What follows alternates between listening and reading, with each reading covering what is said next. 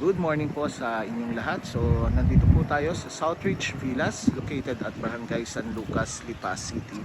So, bigyan lang namin kayo ng updates. So, right now, few units left na lang po ang natitira dito sa Southridge Villas.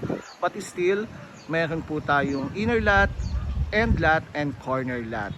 Reservation is only 5,000 pesos po. So, sa mga nagbabalak po mag-invest, especially yung mga gustong gawing paupahan po dahil malapit lang po ito sa Lima Technology, ay siguro this is the time na mag-invest na po kayo. So update lang po namin kayo. So itong video nito, ito yung pinaka main road. So as you can see din yung water tank, and also ito yung house construction development po. So itong binabaybay ko po, ito ang pinaka main road po ng Southridge Villas. And then as you can see doon po sa halos half na po ni Southridge Villas ay yung house construction development po. So I think nasa 50% na po yung house construction po nila. So halos maitayo na lahat ng bahay. So